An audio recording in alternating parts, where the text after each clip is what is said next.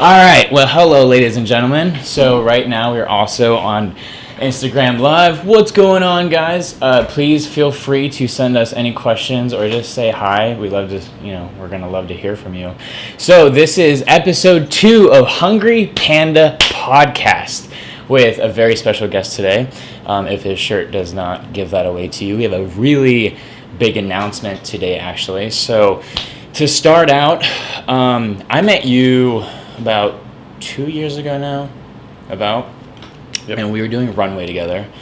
We met at a runway show. It's ridiculous. And we pretty much hated each other from, that starting day. Just didn't get along. Jealous rage. Yeah.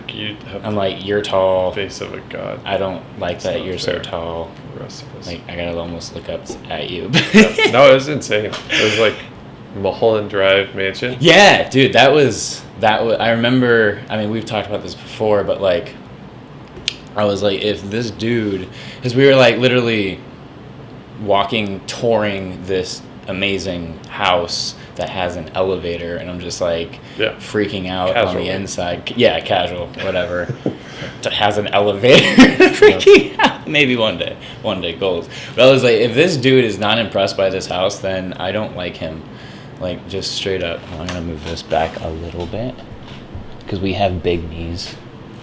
But yeah, so I met you during that, and we got to talking, and I didn't know that you were into business. And you hit me up, and you're like, I think you hit me up maybe a week later, and you're like, do you want to grab coffee or something like that? Yeah, this weird thing where I actually like to have relationships. You actually? Yes. Super weird. So we clicked at the runway show, and I was like, oh, this guy's cool. He's probably super. But you're from Arizona. Yes. You went to ASU. Yeah. Proud Sun Devil. Graduate with engineering degree, correct? Electrical engineering, yeah. Electrical engineering. Use it every day. So, which I want to get to, actually, because that's basically what this podcast is about. So the main theme to this podcast is, what makes you hungry for life? I'm a hungry person just in general, as we all know. I love to eat. But metaphorically speaking, you, like many others, took the leap of coming from Arizona to LA to pursue something that was probably practical to you, but maybe not to other people. It's kind of out of the box, if you will. To be honest, I came to LA for a relationship. Right. Yes. Right. So definitely out of the box. Yeah, Very out of the box. I mean, yeah. Man, we could go so many different ways with that. No, for sure. Well, what I want to go kind of from right now is, what really intrigues me is that you got an electrical engineering degree, and you worked for Disneyland. Yeah, Disney World. Simulations analysis, operations, and then for Walt Disney Imagineering, ride control. So I did ride control engineering on the West Coast, and then simulations on the East Coast. So I'm going to be a fascinating interviewee as an engineer. No, dude. With no social skills. No. I don't have any, and that's where we relate, obviously. But yeah. my biggest thing is what got you into entrepreneurship? You were and we've had a little bit of this conversation, but you were in electrical engineering, and then you went into entrepreneurship, starting building your own business. This isn't, your shirt right now, Thrive Knives, by the way, this is the CEO of Thrive Knives, which we will talk about later. But before that, you had also sold a business that you created, and you've created other businesses as well. So what was what was the transition like? Oh man, so I was always long story long, creative kid, and didn't feel like I had permission in Arizona to do creative stuff. It's very stay in your lane, and I'm not a stay in your lane kind of guy too much. Yeah, and that's not even by choice. I'm not I want to be rebellious. It's just if I see something and I want to change it, I want to change it. And there's not many opportunities to change things without kind of ruffling a lot of feathers. And I just want things to be better, and that kind of ruffles some feathers. So I was always creative, didn't really have permission to do that. Actually wanted to go into acting in high school. Which I saw those short yeah. Which they were really good for really low budget high school stuff. It's stuff I used to make, so yeah. Yeah, I did one tuxedo show for a prom thing, and I was oh, I can model now. And it was just a dream come true to be creatively valid, and it was terrifying though. And so my family kind of has a technical background, so I went with electrical engineering because it was the absolute most difficult engineering or any college degree that I could get. So I was like, if I have no idea what I want to do and it's not going to be creative, it better be freaking technical, freaking prestigious, and then we're going to do it. So electrical engineering, knew nothing about it, but I was like, okay, this is the most difficult degree, so like, let's do this.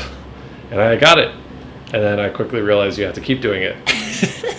And so I was kind of like, oh. Well, that's funny crap. because most people usually go for the easiest degree, or like, I mean, theater was honestly a pretty, I mean, not compared to electrical engineering, but you went for the hardest thing. Yeah, just it's like if you don't know what you're gonna do, you might as well do something that like has value.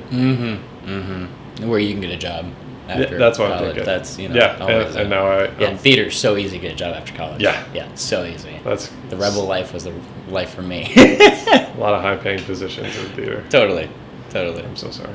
I had fun with it. It was a good job. It was a good time. I did a filmmaking degree, and look where we are now. This is amazing. That definitely worked out. Yeah. So you want to make things better.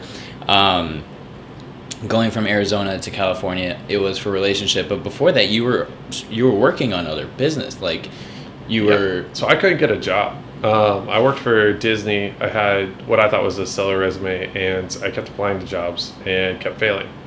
And was that a shock to you? Because you were, you know. Oh yeah, you were doing stuff. And right. I was like, what the heck? Like, What's going on? I was doing everything right now. And so I kept applying, and they kept getting rejected. And I actually have a list, and I called it the failure list. And it was like 5 different names of like girls that like turned me down, like all these different jobs that I didn't get into. And I always had in the back of my mind, like maybe I should try something, like maybe I should try to build my own thing. But it was so terrifying. And so I didn't have the courage to do it on my own. And I kept getting rejected until I had no money left. And I was like, okay, I should probably learn how to make money. And so I think it was kind of December of 2014, so going into 2015, I made the goal of making $60K in 6 months. And the reason why I did that was it was a starting engineering salary in half the time. So I couldn't do what I had been doing before. It's kind of a limitation on myself to try something new. So 60K in 6 months, that's either... And I looked at like investments. I looked at real estate. I looked at starting a business. That's a lot of money in a short amount of time. It really is. Yeah. So, and that helped me learn a lot. I read 158 books that year on just like different like business, finance, all sorts of stuff. So learned a lot because my family has no like background. It's like 2 or 3 books, like a week or a month something or like something. that. That's that's a lot of books. A week actually.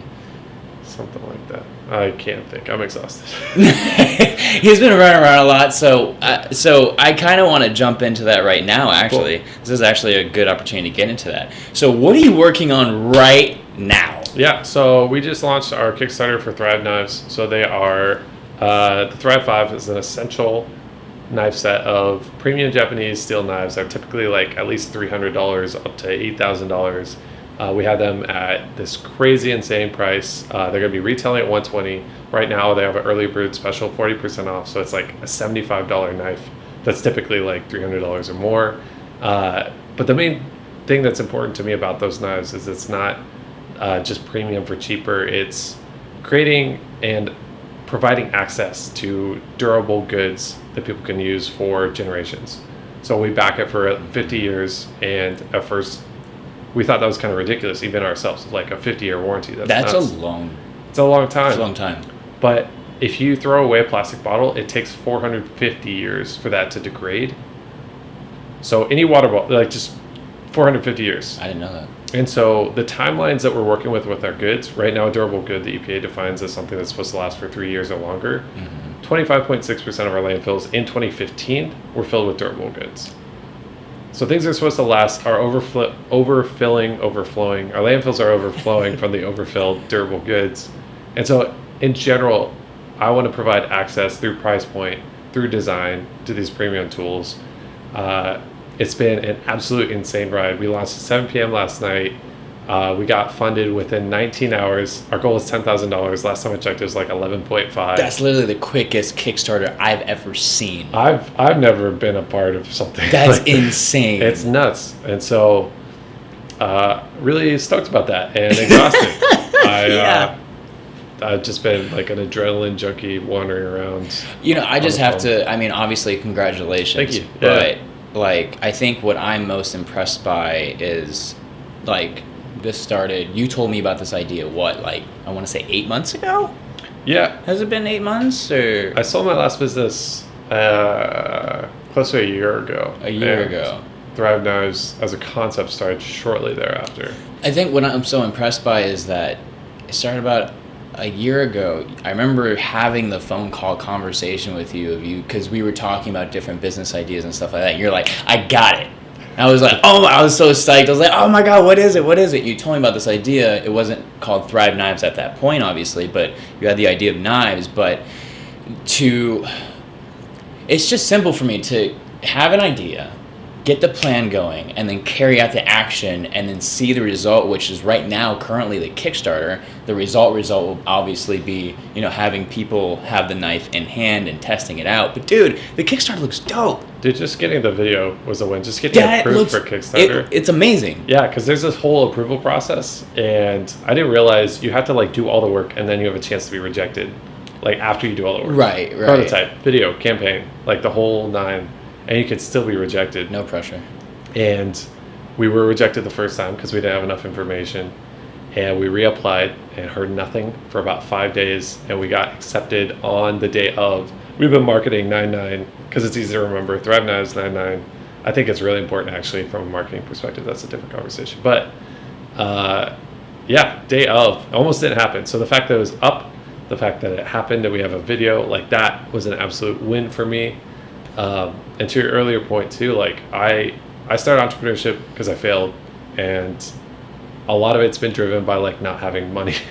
It's not like this high, like, oh, I think I can do this. It's like, I don't have a choice not to do this because I have nothing in my bank account. Well, it's interesting that you say that you joined entrepreneurship because you failed at like your first plan, apparently. But within, like the safe plan. But entrepreneurship is a lot about failure. Like a lot of people's companies, like you can make a couple and have them all fail. So it's interesting that you kept with that and it seems like you used that failure as motivation to do something even bigger. Tried to. I mean, I think there was like a Jim Carrey quote about his dad wanting to be a comedian. Oh, dude, and he didn't do that, and he did like a safe job instead, and then like got fired from that job. Mm-hmm. And so like the idea that you can fail at something you hate was just like. So you might as well do something you love. Yeah, you might as well go for it. My dad's been working at the same job for I think like 37 years. Yeah, no, I feel that. No, so for he's had one job, and just to see him navigate that. And then to think of myself in that position is like, not gonna work. I mean, I totally get that. Like, I'm definitely the black sheep. I mean, my mom's an entrepreneur, which I didn't really know I didn't know she was an entrepreneur as she was creating her shop. I just thought, oh, my mom has a nail salon and people know about it. Cool. I'm gonna go show there when I'm in trouble, basically. But it's just, again, it's crazy to see it come to fruition and you put all the hard work into it because, I mean, working the part-time job and whatever you're doing on the side and creating the business at the same time, I'm sure you've been up for many hours. I know you've been up for many hours just crunching at it. So I think from what I saw, the marketing strategy, especially because we talked a lot about marketing because now it is about marketing. It's about getting it out there, getting people to know about it. The marketing strategy kind of changed. So can you talk a little bit about how it changed and what made you want to change as far as now it's about, about the aesthetic and durability, whereas before it's still lifestyle, but just take me through like kind of your marketing strategy, how you went through that and what the process was like. For sure. And something that you touched upon before that I just want to address real quick is I had and sold an online business. It was not super glamorous. It was not a huge payout. It was literally like transitioning out of it. I do have a part-time job right now. I'm a barista at Sumtown Coffee Roaster in the Arts District. I mean, you got to make money somewhere. I should have got a part-time job like 2 years ago. Like my ego was in the way of that. I'm trying to do this. I just want to be, I think a lot of these conversations, it's really tempting to ego up and to use titles like CEO to create this sense of like inflated self. But I think the goal is to provide value to others. 100%. And so to be more relatable of just like, hey, like I have credit card debt. I am a part-time barista. We just made $11,500 on Kickstarter. It's all possible together. It's not necessarily glamorous, but it's not about the perception of success. It's about the actual success. It's about the actual, it's not the perception of action. It's not the perception of hustle. It's the actual hustle. Right. And that's why I'm wearing like a hoodie and like no shoes right now. Because well, I mean, that's what, like, I remember when I first went to your apartment, actually, to touch on that, and you were talking, like, I walk into your apartment, you're like, yo, are you ready to see something amazing? And I'm like, yeah, what do you got? He comes out with a chef's knife, your favorite knife, actually. Oh, yeah. It's amazing. And I'm just like, whoa, what do you do with that? But, like, going from your passion about knives and like you telling me about like, oh, I want everybody to kind of experience my same passion with cooking and, you know, having a healthy lifestyle as much as you can, because like your motto is don't just survive, thrive. Absolutely. Is to, you know, you want to, the reason you're doing this, you have a set of knives, like out of anything it's that. But what intrigues me is that how, again, I bought the idea not just because of the knives, but how passionate you were about it and how much you wanted to give other people value.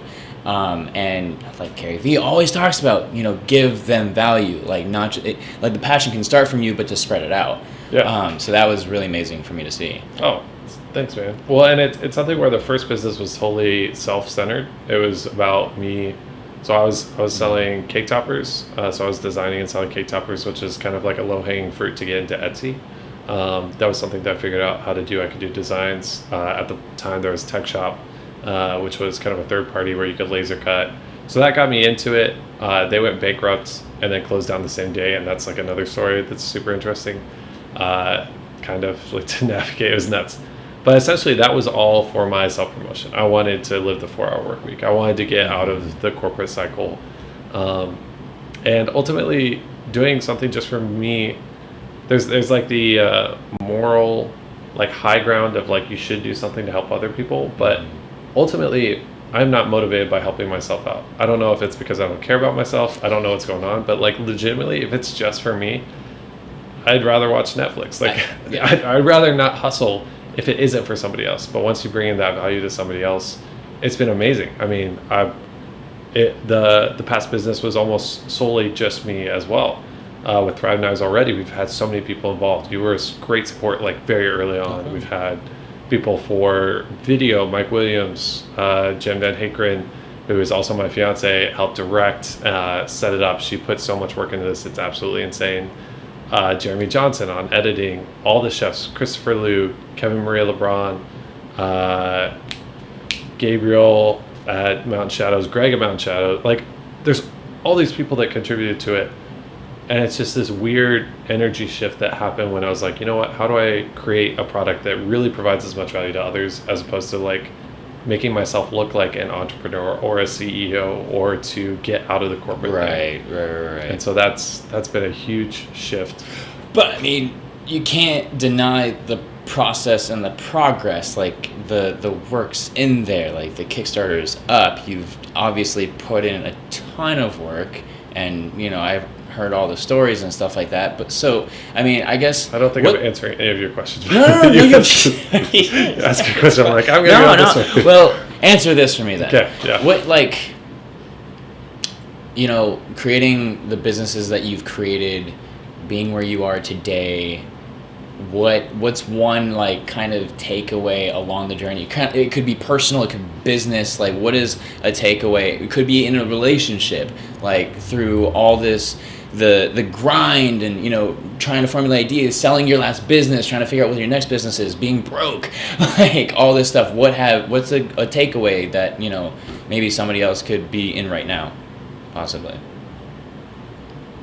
I'm not entirely sure I understand the question. So, like, what's something that you've learned from the process that kind of made you a different person, made you have a different mindset, different outlook? I mean, the relationship I'm in has been huge for personal development. I think just to have the level of success that this Kickstarter has seen is only possible because of all the people that have backed it. And so if you're watching this and you're involved, thank you. It literally is only because of the people involved that made this possible. You always try your best, and your best is limited sometimes based on your experience and what skill sets you have. And so I've legitimately felt the same for the last 5 years. And we made more in 3 hours than I did in the first 3 years of doing business. And so just the idea that... Why do you think that is? Sorry to cut you off. I just think it's the game. I think it's technical skills. I think it's finding a product market fit. I think it's a lot of not really glamorous stuff of just having the skill set. It's like playing basketball and picking up street ball and not knowing even how to like have proper shooting form, and then trying to play and then like jump ahead 5 years and you like score more 3-pointers than you did in your first 3 years. That's how I see it. It's like it's definitely more of like a skill, understanding the game, how to navigate it. Except for with business, you have absolutely no idea. Like you shoot and it's like... Well, I remember you telling me one day during coffee a couple months ago that like you now see in retrospect, like especially with things that went through with cake words, how you had to talk to, people in different countries, and now with this new business, you're just like, oh, like I can do it in a short amount of time because it took me like 3 or so years to learn how to talk to people and stuff like that. So, do you think that maybe helped quicken the process? Did you even think about the speed, or just like you just knew more things now? Yeah, I mean, it's tough for me to answer because I guess it's just like, are you better because you did more stuff is kind of how I'm processing it. And all the experience is cumulative, like even if it doesn't make sense. Like the things that I've learned doing cake words, the businesses before that, just the things that I would call the things I'm doing. I started off doing handwritten letters, and then I learned calligraphy. There's an article by Kevin Kelly. It's like 10,000 copies, or the takeaway is there's certain uncopyable traits, and with everything becoming so mass produced, there's certain things that you can't replicate. That's like immediacy. So why do you go see a premiere of a movie on the opening weekend? It's the same movie. It's the same experience, but like getting that is something that you can't replicate. Personalization. So he has all these traits, and to me, handwriting fit all of those traits. And so I was like, okay, like how do we leverage this? So I had to do like Hallmark cards that were handwritten, and I quickly learned my handwriting was A, terrible, and B, handwriting takes a long freaking time. And you do calligraphy. Yeah, well, and so they're like, maybe if your handwriting looked nicer, you might be able to do like high-end like hotels and colleges and donors and all this stuff. And that's actually when I quit my job. Is somebody ordered, I was traveling as an engineer, I was in like Florida or something, I couldn't fulfill the order, and then somebody encouraged me and said like, maybe you should do this like high-end stuff, and it clicked, and then I quit that week. That week. And in retrospect, it was absolutely insane because it was like a $60 order, and I gave up like a $60K job because I was like, I need to send this letter. I'm gonna focus just on this. Yeah. Wow. And that's what started, and then that evolved into, holy crap, this is hard. So I found laser cutting so I could do one design with calligraphy and replicate it 10,000 times with the copy thing. Okay. And then that iterated. I helped other startups at one point at ASU. That I learned a lot. It was nuts. And then we created cake words because I was like, if I'm actually talking about all these things of how to do it, I should be able to practice what I preach. Did cake words, that grew. We are actually able to like, okay, we know what we're talking about. And then I just lost motivation over like the next 2 years and did that. And then I was like, okay, what do I actually like really care about? And how do I take all this knowledge in the last 4 years to make something? And then Thrive Knives started, and it's here. And in the last 24 hours, it appears to be a thing. So I'm just gonna, I know it's called like the Hungry Panda podcast, and what makes you hungry is kind of a big thing. It's just, I know failure. I know what it's like to not, I'm not great at failure. I'm not somebody who like goes around and is like, seeks out failure. I hate failure. Like if I can avoid it at all costs, I will. But, sorry, I feel like I'm monologuing. No, dude, go for it. Tell me everything. I'm more familiar with not being successful as a creative designer type person than I am with being successful at it. So I can keep pushing and pushing and pushing because I know what it's like for it not to work, and I know that I can survive. Huh. So I've always been creative. It's never really worked out in terms of like being that as my identity. I've always kind of had to like cater my identity to others. Interesting. So that's even, I mean, going by Shu now versus Josh. So Josh is my birth name. Joshua is my full name. Mm-hmm. Shu is in there. To me, it's just like, it represents how I see the world. It's just slightly at a different angle. Am I getting flied? I don't know. Is something happening? And yeah, so I'm really, I mean, I'm personally going through so much transition, but trying to embrace that and to say like, this is who I am. And being okay with that and being okay with it not working. And this just so happened to work out really, really well so far. And we're just going to ride the wave and take it as far as we can. You know, I feel like you're the kind of guy, especially when Cake Words got sold, that I feel like you always have ideas kind of going on in your head, and you just have to like kind of bing, like we're going to do that one, see how that drives, and then kind of go with that. And it's interesting that you say that you don't like failure, but you know that it's there, but you still keep going. Yeah, I mean, what's the alternative? Not going? Like, Sure. Yeah, I mean, that's kind of what it is for me. Of like, I could sit around, I've sat around, I've had, first couple of years, I mean, I would watch Netflix for like, every day I'd wake up probably around 9 a.m., watch Netflix until 1 p.m., and then start working. Gotcha. So that was like months of that, of just 4 hours of watching TV. And so it's like, if that's the dream, like the 4-hour work week, I don't know how popular it is now, but it was like a big game changer for me. I mean, I get I've read a couple things on the 4-hour work week, but I think you have to work to get to that. Well, to first is what they don't talk about is I had the 4-hour work week, but I just wasn't making any money. Anybody can have the 4-hour work week. They can quit your job. You can quit right now and have a 4-hour work week, but it doesn't mean you're making money. Right.